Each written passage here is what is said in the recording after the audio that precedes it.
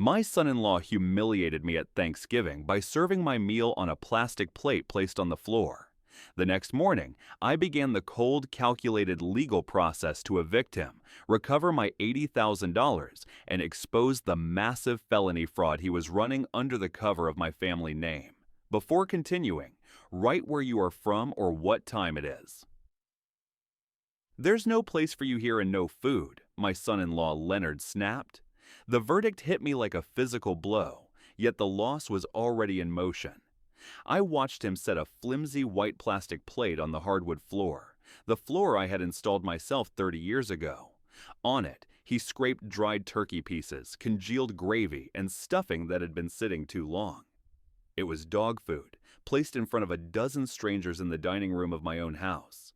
I looked at my daughter, Henrietta, 35 years old, my only child, and beautiful like her mother, Sarah. She was frozen by the table, knuckles white on a serving bowl. Our eyes met for less than a second, then hers skittered away, confirming the betrayal. She knew this was coming. Her silence cut deeper than Leonard's calculated cruelty. Old Alton, the peacekeeper, the man who always swallowed his pride for family, wanted to laugh it off, grab the plate, and make a joke about eating in the truck. But that man was gone. Something went hard and cold in my chest. I turned, straightened my shoulders, and walked. No shout, no plea. The quiet dignity of that walk was the first act of war. The door swung shut behind me. I stood on the porch in the November cold, the keys to this house still heavy in my jacket pocket, an irony that almost made me sick. Through the dining room window, I saw Leonard lean back in the chair at the head of my table, smiling, telling a story that made his young, expensive sweatered friends laugh. They were relieved. The humiliation was over, and the party could continue. I got into my truck. The lights of the house glowed warm, locking me out. I gripped the steering wheel, knuckles white. The weight of keeping the peace, the weight I'd carried for 4 years, finally dropped away. By morning, I knew that weight would be replaced by steel. I drove across Red Oak County toward my modest apartment, which, unlike the house Leonard and Henrietta occupied, was truly mine and paid off. Inside my own quiet kitchen, I stared at a sealed grocery bag on the counter, my forgotten Thanksgiving meal. I left the chicken and potatoes where they were. Food was irrelevant now. I sat at the table and pulled out my laptop. The hours that followed had the strange clarity of a sudden, sharp winter morning. I opened my banking app, scrolling back 4 years. The cost of their tenancy. The house they lived in had a market value of $1,500 a month. 4 years, $72,000 in waived rent. The business investment, Leonard's supposed tech startup that was going to revolutionize something or other. I'd written him a check for $80,000. The promissory note, signed, notarized official, was in my filing cabinet. I'd even covered smaller loans, credit card emergencies, and medical bills. Another $15,000, maybe more. The total settled in my mind like a concrete block. $175,000 minimum. My savings, my retirement, all leveraged against my desperate hope for a relationship with my daughter after Sarah died. I found the promissory note, my hopeful handwriting on the tab. Leonard Business. The paper was crisp, the debt clear. I found the deed to the house, titled solely in my name, Alton Evans. I had been buying my daughter's presents, and last night the payment was rejected. Humiliation on a plastic plate. My phone buzzed. 11:15 p.m. Henrietta's name on the screen. I watched it ring until it went to voicemail. When the notification appeared, I played it. Her voice cracked, muffled by the clatter of dishes in the background. "Dad, please, can we talk tomorrow? Just call me back." She had her chance to talk when her husband degraded me. I set the phone face down. I opened my browser and typed, "Red Oak County eviction law, no lease." I read until dawn. The law was simple. I owned the property, paid the taxes, and they were tenants at will. I needed to provide a notice to vacate, minimum 30 days for residential. As the pink and gold light of the morning filtered through the blinds, the decision was crystallized. I stood up, joints stiff, showered, shaved, and put on the pressed khakis and button-down shirt that said business. The face in the mirror looked different. The eyes were harder. Leonard thought I was too old, too soft, too desperate to fight back. At 6:15 a.m., I called Marcus Wade, the real estate attorney who had handled my construction business for 15 years. He answered, voice thick with sleep. What's wrong? I need an emergency meeting this morning, 9 o'clock. A long pause, heavy with the realization of the holiday weekend. Alton, it's the day after Thanksgiving. I know what day it is. I didn't raise my voice, but the finality in the words was unmistakable. 9 o'clock, my office. I knew Marcus understood that the family peace I had tried so hard to maintain was finally and irrevocably broken. By 9 a.m., I was sitting across from Marcus Wade's mahogany desk, the documents spread between us. The property deed, the bank statements with highlighted transactions, the crisp $80,000 promissory note. Marcus studied my face over his reading glasses. Alton, you look like you haven't slept. What happened? I told him about the plastic plate. No detail was necessary, just the core truth. I need to evict my daughter and son-in-law from my property. No emotional appeals, just the legal process. How fast can it happen? He worked methodically.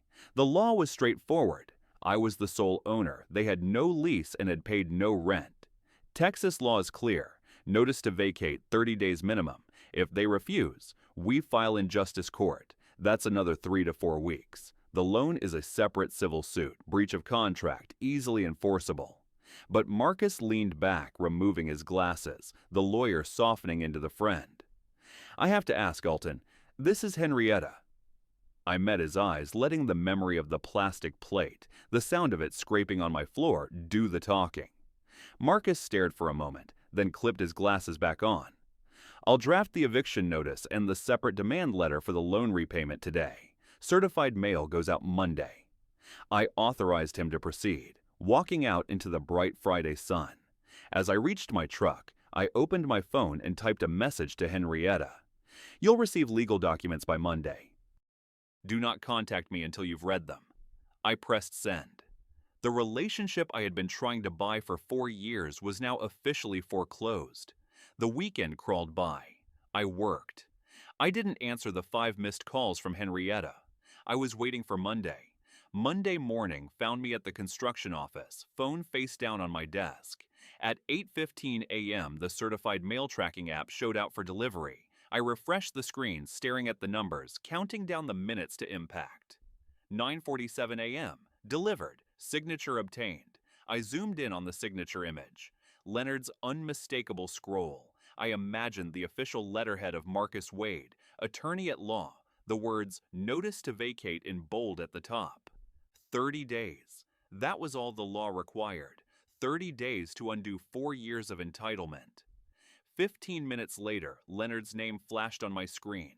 I let it ring 4 times before answering, putting it on speaker and continuing to review a material invoice. Is this some kind of joke? His voice was thin, the laughter forced with a sharp, ragged edge. This eviction thing. It's a legal notice, Leonard, not a joke. I'm reclaiming my property. You have 30 days. The laugh died. Anger hardened his tone. You can't do this. We have rights. No, you have 30 days. Read the notice carefully. It explains everything. He hung up on me. He thought it was a bluff, that I would fold. He was wrong. 2 hours later, Henrietta called. I answered. Dad, please. Her voice was thick with crying. Please don't do this. You watched him put food on the floor for me, Henrietta, and you said nothing. I didn't know what to do. Leonard gets so angry when... Then you have a bigger problem than where you'll live next month. I'm ending an arrangement that stopped working. You are adults. Find your own place. She tried the guilt angle. We can't afford it. You know Leonard's business hasn't recovered. Then he should have thought about that before humiliating me in front of strangers. What about the money demand? $80,000. Where would we get that? Leonard signed a promissory note. It's a legal debt. You're destroying us. No, I'm no longer funding you. There's a difference. My voice was level, almost bored. I'm your daughter. Yes, and you chose your husband over your father. Now live with that choice. I ended the call. That evening, Leonard called again. the anger replaced by a sickly bargaining tone. I could hear Henrietta's muffled crying in the background. "Alton, let's be reasonable. We can work something out." The time for working things out was before Thanksgiving. "I'll apologize. Okay, I'm sorry, it was stupid." "Accepted. You still have 29 days to vacate. What about the money? I can't pay $80,000. "Then I'll see you in court for the debt judgment." His voice dropped low, menacing, the veneer finally gone. "You'll regret this, old man. You think you're so smart with your lawyer." 29 days, I repeated.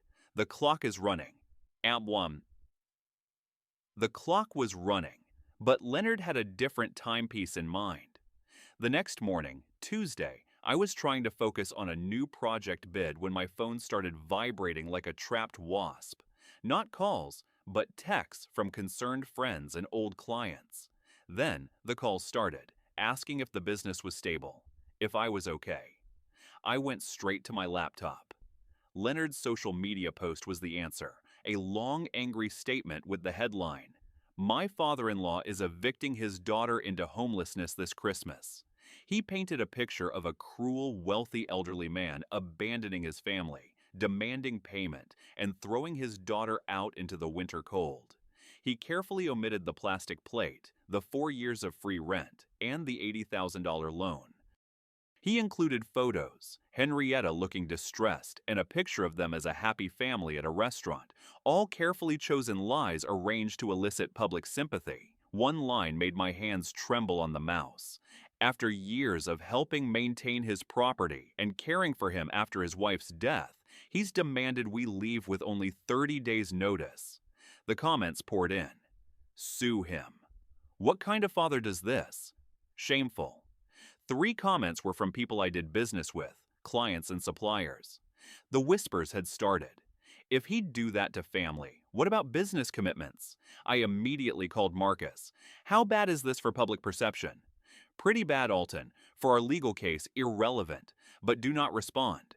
Don't engage." He wants a public fight he can screenshot. We respond in court, not on Facebook. I hated it, but I trusted Marcus. I sat in silence as my reputation was shredded online. The next wave came when Henrietta posted her own message. Shorter, more emotional. "I never thought my own father would choose money over his only child." She attached a childhood picture of us laughing at a park. That photo hit me harder than Leonard's entire tirade. Around noon, my bookkeeper, Deborah, called. She managed the finances for Evans Construction, meticulous, organized, and never one to panic. "Alton, I need to show you something. I was reconciling accounts and noticed discrepancies going back about 18 months. My stomach tightened. "What kind of discrepancies?" "Remember when Leonard said he could help with vendor outreach? That temporary email access you gave him?" I remembered. A material shortage, an overwhelmed moment 18 months ago. He'd volunteered to help with supplier communication. "I found irregularities while preparing tax documents," she said, her voice tight. "Leonard was using your business contacts. He posed as your partner or representative." 20 minutes later, I was standing over Deborah's monitor. The screen showed emails, Leonard's name with my company's signature line. He had taken deposits from 3 of my clients for jobs that were never performed. Client 1, $12,000 for a home addition. Client 2, $8,500 for a commercial remodel. Client 3, $15,000 for a multi-unit renovation. Total, $35,500 in deposits stolen under my company's name. "They tried to contact you directly, Alton," Deborah explained. "He told them you were semi-retired, that he handled new contracts. He used the temporary login to intercept the complaints. He used my business to steal. He didn't just target me, he targeted my livelihood."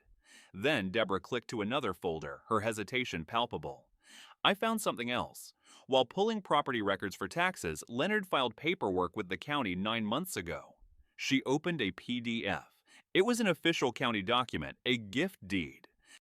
It purported to transfer the house, my house, from me to Leonard. It required my notarized signature. The signature looked close, but the notary stamp was fake. "Why did this fail?" I asked, my voice flat. The county clerk noticed the notary license number didn't match their database. Paperwork was rejected, flagged as suspicious. They sent a letter to the property address. Looks like he intercepted it. He tried to steal my house with a forged signature. And now, with the public campaign, he was trying to bury me before I could expose him. I drove straight back to Marcus's office, Deborah's documented evidence in a folder under my arm. Marcus reviewed the forged deed attempt, the deposit receipts, and the fraudulent emails. His grim satisfaction was barely concealed. This changes everything, Alton. Wire fraud, forgery, theft by deception. These are felonies. What about his social media campaign? I asked. It becomes evidence of consciousness of guilt. He's trying to poison public opinion before his crimes surface. We file a police report today, and we contact the victims. He'll argue retaliation, but the evidence speaks for itself. Signatures, notary fraud, client testimony. This is no longer he said, she said. Leonard made a calculation. Destroy my reputation so no one would believe me. He hadn't calculated on me keeping records. Marcus began drafting the police report. I pulled out my phone and found the first name on Deborah's list, Thomas Green. Home edition, $12,000. I called him. Mr. Green, this is Alton Evans from Evans Construction. We need to talk about Leonard. A bitter laugh answered. He screwed you too. Worse than you know. Can we meet tomorrow? I've been waiting 2 years for someone to listen. Tomorrow works. I left Marcus's office, the folder of evidence heavy in my hand. I walked through downtown Red Oak County. Outside a coffee shop, someone with a laptop was shaking their head in disapproval, reading Leonard's post. Let them judge. By the end of the week, they would know the truth. I got in my truck. My fingers hovered over the steering wheel, but I pulled out my phone again and dialed the Red Oak Police Department non-emergency line. When the officer answered, I said 5 words that changed everything. I need to report fraud. The police station waiting area smelled like old coffee and industrial cleaner. Thomas Green sat beside me, equally grim, carrying his own manila folder of call logs and unanswered emails. 20 minutes later, Detective Morrison called us back. She was mid-40s, sharp, with an efficient, no-nonsense manner. Mr. Evans, walk me through your relationship with Leonard. What's his last name? I paused, realizing the absurdity. I don't actually know his last name. He never took Henrietta's name, and she never mentioned his. I trusted him because my daughter did. That's usually how these cases work, Morrison said dryly. We laid out the evidence. I showed Deborah's financial records, the fraudulent emails with my company's signature, the failed gift deed transfer with its fake notary stamp. Thomas showed his contract signed, Leonard Evans, partner relations, and the deposit receipts. Morrison worked methodically, logging every document, verifying every date. She made a call, putting it on speaker with professional courtesy. Maria Castellaniano answered. Yes, she remembered Leonard. Yes, she'd paid a deposit, $8,500 for a commercial remodel. No, the work was never done. James Wu had a similar story, $15,000 for a multi-unit renovation.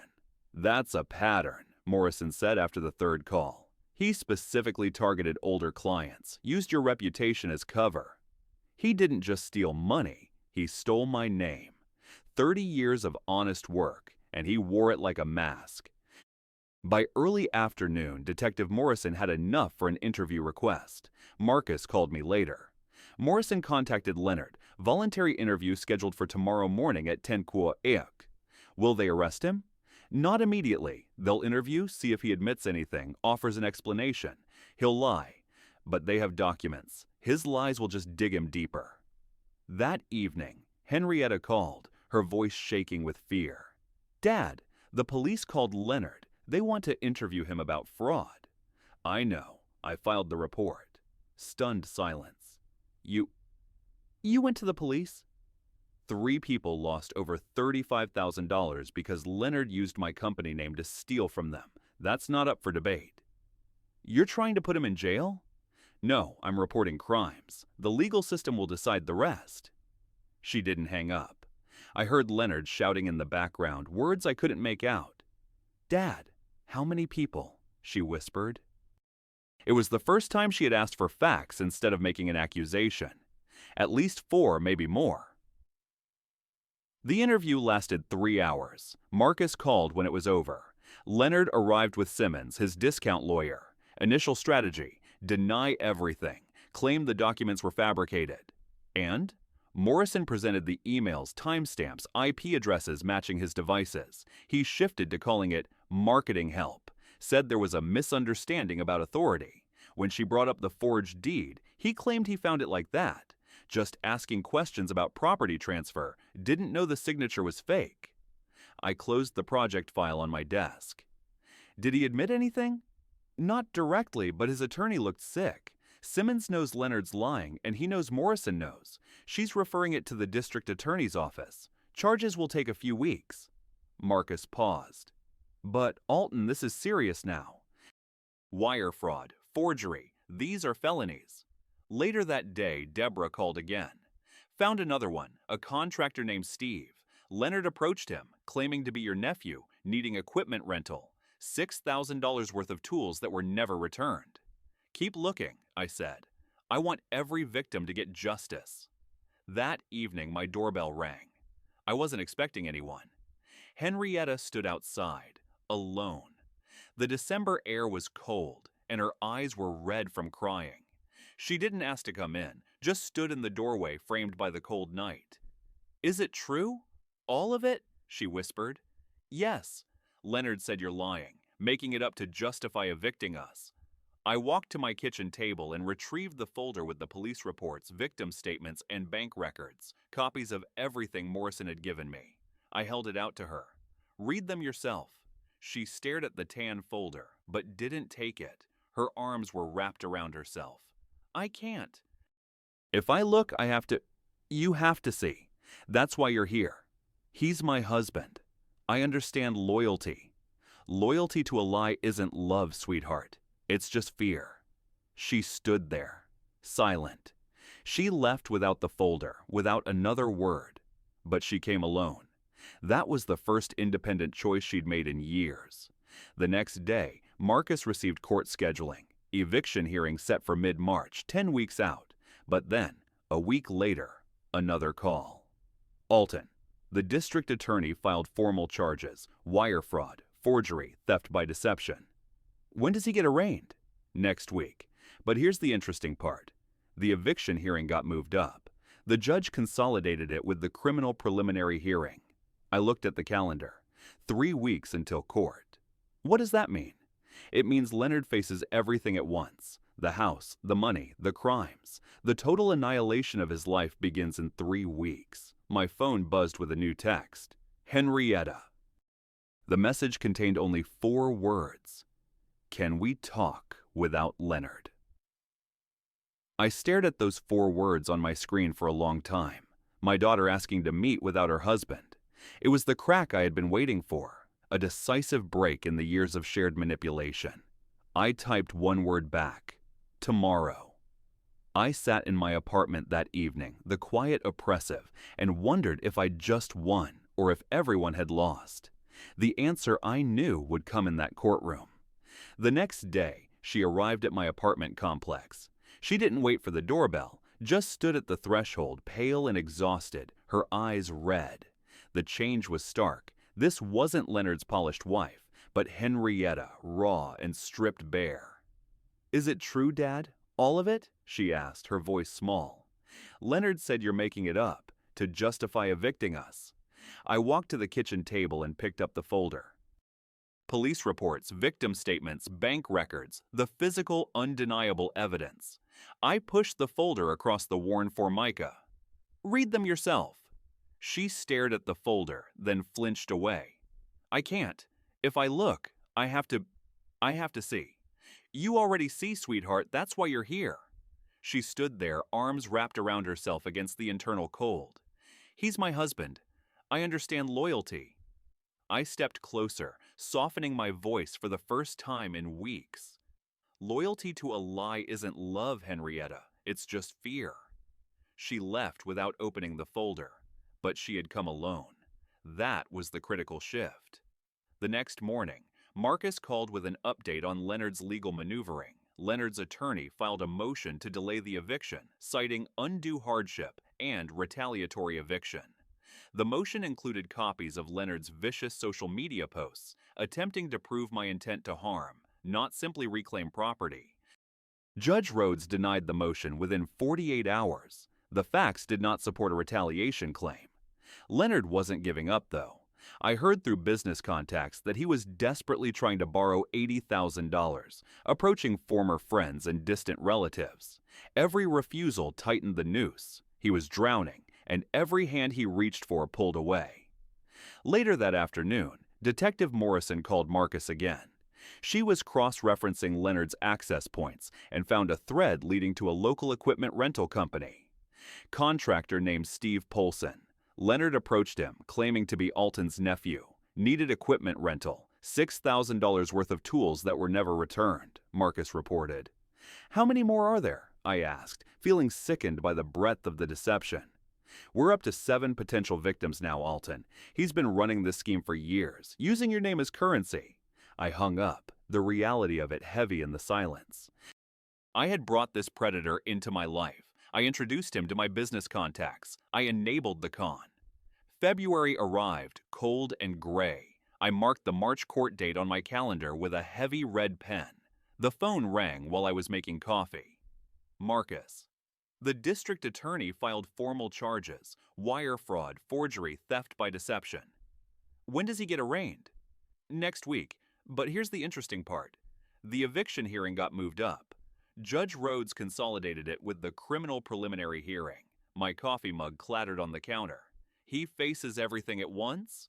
The house, the money, the crimes. The judge wants to simplify the court's calendar and apply pressure. I looked at the calendar, counting forward. 3 weeks until court. My phone buzzed again. Henrietta's name on the screen. Can we talk without Leonard? I typed one word. Tomorrow. The weight of those few remaining weeks settled on me, a micro clock counting down to the final confrontation.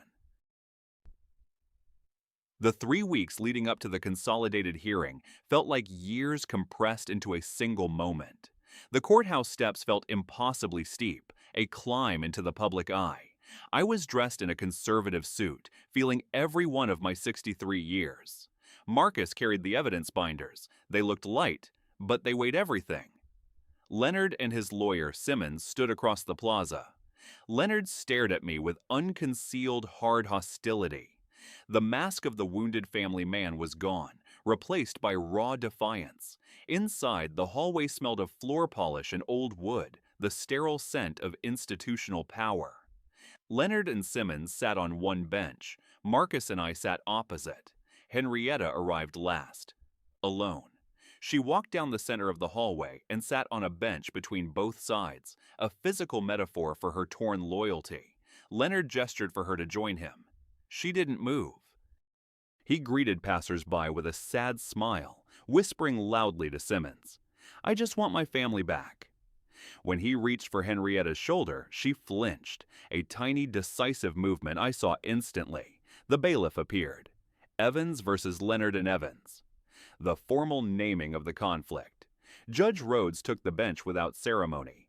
This is an eviction proceeding consolidated with preliminary matters related to pending criminal charges. Marcus stood. What followed was a cold, methodical demolition of Leonard's position. Marcus presented the property deed, my sole ownership, the tax records and utility bills in my name. No emotion, just facts. 4 years of free occupancy calculated at $72,000. The unpaid promissory note for $80,000. The occupants have no legal right to remain, Marcus concluded. Simmons argued retaliation, but the judge quickly shut it down. A disagreement doesn't create tenant rights where none exist, Simmons called Leonard to testify. Leonard launched into his strategy. The devoted son-in-law, caring for me after my wife's death. He tried to frame me as lonely and angry, taking it out on them. Marcus objected. Mr. Evans's emotional state doesn't change property law. Sustained. The judge asked Leonard directly, "Do you have any documents showing you paid rent or have ownership interest?" It was understood. Family doesn't need paperwork. Family might not, the judge said flatly. Law does. Then Marcus introduced the fraud evidence, which the judge allowed for character and credibility. the forged deed attempt, the fraudulent business emails. Leonard's practice performance cracked. Marcus pressed him on the forged documents and the stolen client deposits. Simmons immediately objected, citing Fifth Amendment rights. He can refuse to answer, Judge Rhodes stated, but this is a civil proceeding. I can draw inferences. Leonard sat silent, sweating through his shirt. The judge called a 15-minute recess. In the hallway, Leonard cornered Henrietta near the water fountain. "You need to testify. Tell her how your father abandoned us." "I don't think I can do that," Henrietta said. "I saw the emails, Leonard. Dad showed me. You used his company to steal." He grabbed her arm. "Those were business decisions he doesn't understand." She pulled away. "You forged his signature on our house. To protect us, to secure our future by stealing from him." His voice rose, desperate. "You're as pathetic as he is. I should have left you years ago." He spat, the words dripping with contempt. The mask had fallen completely. Henrietta's face showed shock, then a sudden burning clarity. He tried to recover, reaching for her hand, whispering, "Baby, I'm sorry. I'm stressed." "Yes, you did." Henrietta cut in, her voice strong for the first time. "You meant every word." She walked away from him, sitting alone in the gallery, covering her face with her hands. Court reconvened. Leonard sat alone at the table, stripped bare. Henrietta remained in the gallery, far from him. Judge Rhodes had already made her decision. "Mr. Evans owns the property outright. The occupants have no lease, have paid no rent, and have no legal basis to remain." She noted the evidence of attempted fraud and the pending criminal charges, citing them as a clear lack of good faith. "The eviction is granted. Occupants must vacate within 14 days. Leonard stood, desperate. "Your Honor, please. We have nowhere to go."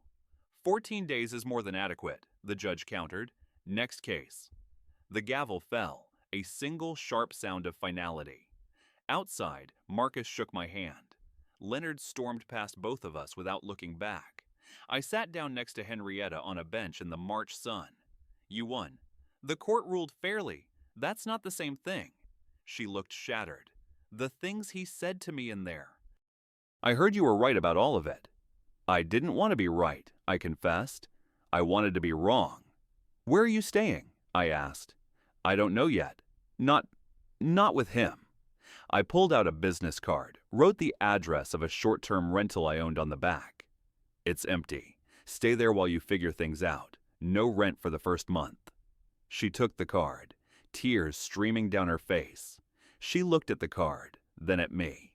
I saw my daughter again for the first time in years. Not Leonard's wife, but Henrietta. As I walked to my truck, my phone rang. An unknown number, Red Oak County area code. "Mr. Evans, you don't know me, but I know Leonard, or I thought I did." The voice was professional, controlled, but carrying deep anger. "I'm Thomas Green. I was at the courthouse today." "You were in the gallery?" "Yes. When your attorney mentioned the fraud charges, something clicked. I need to tell you about L&T Digital Solutions." My hand tightened on the phone. "That was Leonard's startup, the one I invested $80,000 in." "That's what he told you, but there were two investors, you and me. He took $35,000 from me for equipment and software. Never saw a dollar back." The pieces connected. He'd used my large investment as proof of viability to hook the second investor. Total startup investment stolen, $115,000. "He's facing charges already. Wire fraud, forgery. Add mine to the list," Thomas insisted. "I want him accountable for every lie." I called Marcus immediately. "We're up to 7 documented victims now. Total damages exceeding $100,000. The next morning brought a different kind of call. Mrs. Dale, my neighbor near the evicted property, her voice panicked. "Alton, dear, I see a U-Haul at your house. Are they taking your things?" "What things?" "Furniture, the antique desk from your office, the dining set." He was stealing my property to raise money. I broke 3 traffic laws getting there. The U-Haul sat in the driveway, back door open. Leonard was directing 2 men loading my furniture. I blocked the driveway with my truck. "That's my property. Put it back." "It's in my house, my possession," Leonard sneered. "You have 13 days left. That furniture predates you by 20 years. Want to add theft to your charges?" Deputy Hayes arrived. The same officer who had served the eviction notice. He took statements. I showed him photos on my phone. Christmas pictures time-stamped years before Leonard entered our lives. Mrs. Dale provided witness testimony. Hayes told the movers to unload everything back inside. "You've destroyed my life for what? Your precious house," Leonard screamed, vicious now. "You destroyed your own life, Leonard. I just stopped letting you destroy mine." Hayes warned Leonard to vacate peacefully. The movers left unpaid. Leonard stood on the porch, staring at me with pure, undiluted hatred. I felt nothing. No anger, no satisfaction, just finality. The remaining 6 days were too quiet. I changed the locks and arranged for a sheriff's escort on the final day. Marcus reported that Leonard's attorney was negotiating a plea deal, but Leonard was resisting. On the 14th day, I arrived at the house at dawn. Deputy Hayes was already there. The house was silent, dark. Leonard had left during the night. We entered together. The house was ransacked, holes punched in the walls, carpet stained with oil, kitchen cabinets ripped off hinges, deliberate destruction, Leonard's final petty revenge. In the master bedroom, I found a single handwritten note addressed to Henrietta. "You chose him. You'll regret it. I'll be back when you realize your mistake." A promise and a threat. I stood in the ruined kitchen, calculating the repair costs, several $1,000s. A small price for freedom, I thought. My phone rang. Henrietta. First call in 2 weeks. I answered in the wrecked house. "Dad, can we meet? I need to talk to you about something." Then I heard it in the background. Leonard's voice, distant but unmistakable. She was with him. "Where are you?" My stomach dropped. "A coffee shop. Neutral ground." "Text me the address. I'm coming now. Don't leave with him. Promise me." "I promise," she whispered. The line went dead. I ran for the door. I pushed through the glass door of the coffee shop. Leonard was sitting nearby, but Henrietta was at a separate table with a young woman, Sarah, acting as a buffer. "You called him?" Leonard demanded, wounded disbelief in his voice. I looked at Henrietta. "Are you okay?" "Yes. Sarah's been here the whole time," Henrietta confirmed. Leonard turned to me, towering over the table. "This doesn't concern you. This is between me and my wife." "Then why is she scared?" "She's confused because you've been poisoning her against me." Henrietta's voice, quiet but steady, cut through the noise. "Dad didn't poison me. You showed me who you are in that courthouse hallway." "Which version is the real you, Leonard?" I stepped closer. "The one who forged my signature, who stole from clients, or the one who put food on the floor?" Leonard swelled with self-pity. "Everything I did for us, for our future." Henrietta stood now, facing him directly. "Do you love me? Or do you love what I gave you access to? My father's house, his money, his business connections. That's what you married." I stood back, not intervening. This was her moment. Leonard switched to vulnerability, tears forming in his eyes. "I have nothing, nowhere to go. You're all I have." She pulled her hand away as he reached for it. "You have nothing because you stole from people, because you lied. Those are your choices." "No, I was your shield," she said. "You hid behind we and us while you did whatever you wanted." He snapped. The vulnerability vanished, replaced by cold rage. He grabbed her wrist as she gathered her jacket. Sarah pulled out her phone. "You walk away, you'll regret it," he snarled, low and menacing. Henrietta pulled free. "Maybe I was weak, but I'm learning." He turned his fury on me. "This is your fault. You destroyed our family." "There was no family," I said. "There was a hostage situation." Leonard saw Sarah's phone recording and backed away. "You'll all regret this," he muttered, and walked out. Henrietta sank into her chair, shaking. Sarah gave us privacy. "I'm sorry, Dad," Henrietta whispered, "for not seeing it, for Thanksgiving." "You chose what felt safe," I told her gently. "Loyalty, commitment. Those aren't bad things, even to the wrong person." She pulled out her phone, started searching for divorce attorneys. Then she removed her wedding ring, placed it on the table between us, and slid it across to me. "Can you hold this? I don't want it, but I'm not ready to throw it away." I pocketed the ring without comment. 6 weeks passed after Leonard rejected the plea deal, forcing the case to trial. 6 weeks of depositions, testimony, and waiting for the jury. When Marcus called that Tuesday morning, I knew before I answered. The aroma of brewing coffee filled my kitchen, normal routine continuing through upheaval. "Guilty," Marcus said. "All 3 counts. The jury wasn't out long." I felt no triumph, only finality. I had wanted accountability, and Leonard had chosen his path at every turn. The charges carried a minimum of 3 years probation and full restitution. The sentencing hearing arrived on a Thursday morning. Leonard was brought in wearing a county jail jumpsuit, looking diminished, hollow. Henrietta chose not to attend. Thomas Green and the other victims spoke, describing the financial damage and the emotional betrayal of trust. I didn't speak. Judge Rhodes addressed Leonard. "Mr. Leonard, you engaged in a sophisticated, calculated scheme to defraud multiple victims. You exploited family connections, business relationships, and the trust of elderly clients. I sentence you to 5 years supervised probation. The conditions: full restitution to all victims totaling $115,000, payable in monthly installments, 500 hours of community service, and strict prohibitions on any business transactions exceeding $1,000 without supervision." As he was led out, he made eye contact with me. A hollow stare. I felt nothing. No anger, no pity, just closure. Outside, Marcus totaled the costs. The house repairs cost me $8,000. The legal fees, $15,000. Total, $23,000. $23,000 to learn my son-in-law was a criminal, I summarized. $23,000 to stop him from taking everything, Marcus countered. Perspective matters. 7 months after Thanksgiving, I drove home through the summer heat. The house was mine again. The repairs were complete. I unlocked the front door and stepped inside. It was quiet, empty, but fundamentally mine. My phone buzzed. A text from Henrietta.